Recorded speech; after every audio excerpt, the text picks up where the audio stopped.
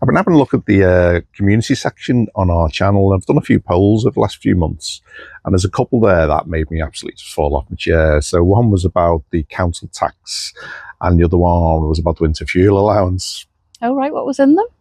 What was so surprising? There's a couple of others stats I'll go through, but I'll come back to them. Okay. So it was quite interesting, actually, who watches the channel.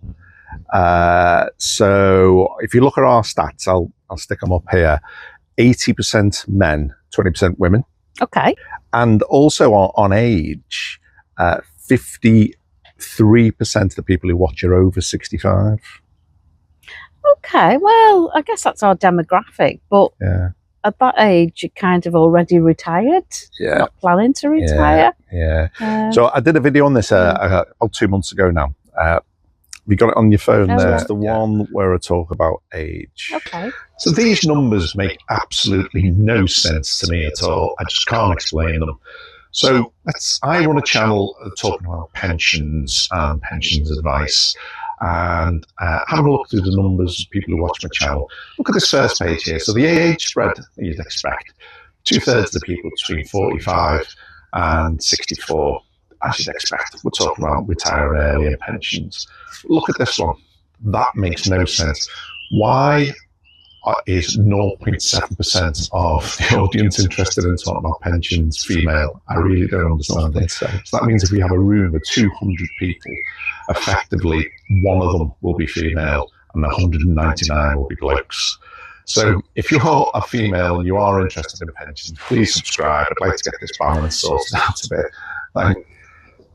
So that's been a massive change. 0.7% 2 months ago, and now it's 20%. Well, it's good that we've got more females listening because we all retire. Yeah. Well, I think you played a big part in that, to be honest. Since you've joined the channel, I've just noticed the percentage going further and further towards balance every time. Yeah, that's good. Well, let's hope we'll get more ladies listening and planning their retirements. Absolutely. And if there's any ladies want to comment about the channel and what they get out of it, that'd be great to hear from you.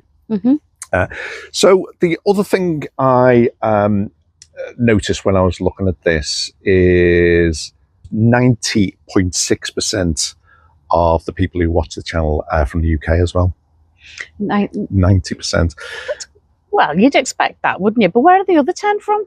So you got about 1.5% from America, 1.5% from Australia, 1% from Canada, and then the rest just scattered from around the world. So, obviously it's great that we got people interested. I'm guessing a lot of them were people who were thinking about migrating to the UK, maybe, Americans want to come over, that kind of thing. So they're interested. And we do talk about general retirement themes. It's not all about UK finances, is it? Yeah, exactly. Yeah. Lots of different things.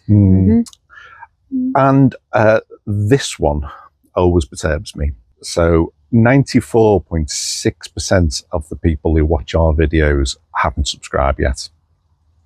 Come on, guys. Please hit the subscribe button. Doesn't cost you anything. Really helps to build the channel. Help us build our channel. Okay, so let's get into the actual polls themselves, right? So the first one, I asked this when we very first set the channel up. I was really interested to work out at that point what kind of people watching the channel. So the question I asked was, what is your target retirement age? Is it 50, 55, 60, 65, or over 65? And on this one, 40% of people wanted to retire when they were 60. Wow, that's sort of 6-7 years below state retirement age. So, our private personal pensions have got a lot to live up to. If you're gonna retire at 60 and you're not getting your state pension, well, for us it'd be 67, wouldn't it? Then we've got to live on personal pensions alone for 7 years. And obviously you've done a video as well, haven't you, on looking at pensions and different retirement dates, male, female, across different parts of the world. Yes, I have. Yeah, I'll stick a link to that up here as well. So the next question, the next poll we did, and I was really interested to. So we knew that from the last poll that how kind of when do people wanted to retire, but I wanted to know whether the people who watch were kind of leaning left politically or leaning right politically. So I thought, what's the best way to test that? Who's the most divisive left and right? So I went for Trump. So the question they asked Will was, who will do the best for the stock market in 2025? And the options you had was Trump, Biden, and now this is a time when Biden wasn't doing too well, but well before Kamala Harris came in. So the options were Trump, Biden, or Biden's replacement. So on this one, 63% of people went for Trump.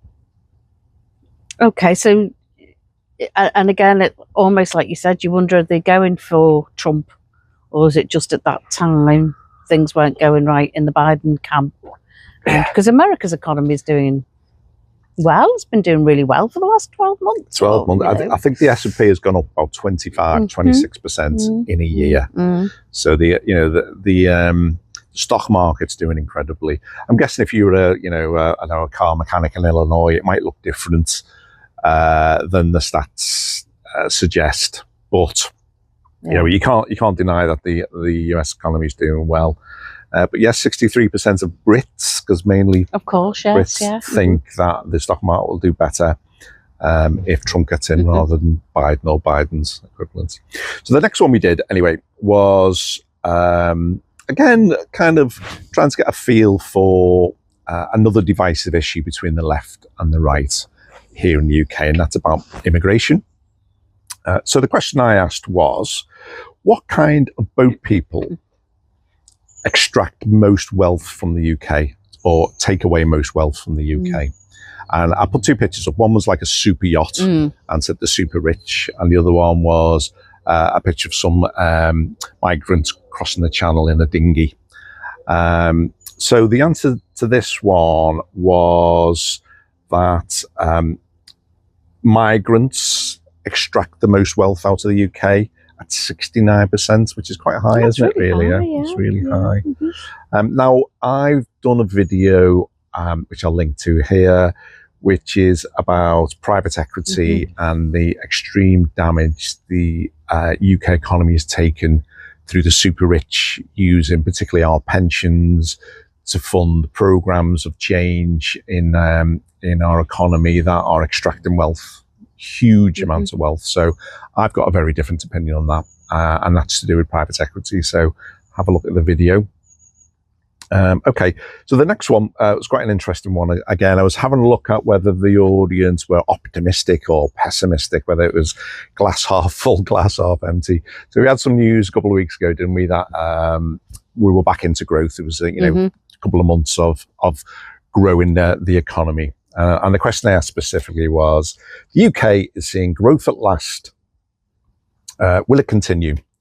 And the options there were that yes it would, or no, we'd be back into recession. Now 65% of people said that no, we're going to go back into recession. God, that's really surprising because aren't we the highest performing country of the G7? For growth, we are. Yeah. So we're best performing economy in the G7 at the moment. A couple of months of growth. Inflation's right down, but people aren't feeling it, are they? No, and it's been a really tough couple of years at least, with those high levels of inflation, fuel costs, food prices going ridiculous. Energy costs have been absolutely ridiculous as well. So you can kind of understand, yes, we are growing, but people aren't feeling it in their pockets yet. So the next couple of polls I thought were really interesting. They've only been in the last couple of weeks, actually. And the first one was about council tax. I was really surprised at the result of this. So the question was, which is the fairest way for councils to collect money for local services? Okay, and I give people three options. And the options were the council tax as is, the 0.5% of the value of your home every year, which is the video we did last time. I'll stick a link up. Or back to the poll tax. And the one that really shocked me is 29% of people said we should go back to the poll tax. That's amazing, because it didn't go down very well when it was first introduced. No. So there's some really Wow. interesting comments in there from people who thought that, and you know, one of them was that you've got a house with 4 working adults in it, and next door you've got a house with just a couple in it. Same house, one's got 4 incomes coming in and are paying exactly the same amounts as the one next door, or they're using the same amount of services. So if you think about services, you know, fixing your street lighting and, you know, all the things that councils do. Please. The house with 4 people in and a house with 2 people are paying the same amount, so people don't think that's very fair. Now, my counter to that was, you know, back in '89 when poll tax came in, I was working in housing benefits, and we had a huge office. It was a whole floor of people sending bills out to people for council tax that we knew that for community charge poll tax we knew that they couldn't pay, and then another whole floor with hundreds of people in issuing them rebates because they couldn't afford to pay. The amount of bureaucracy and paperwork was just extreme. You know, it kept hundreds of us in jobs on the Whittle where I live, but you know, the amount of money wasted on that was just phenomenal. Means testing isn't cheap, is it? Means testing is really, really difficult. I read this morning that if you're newly applying for the winter fuel allowance, 240 questions on the application form.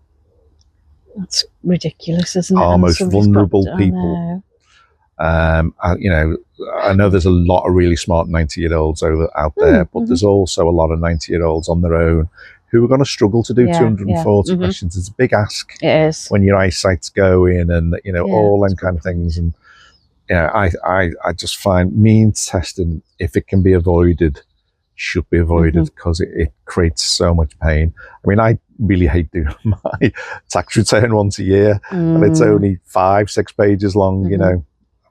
240 questions. That's crazy. Just incredible.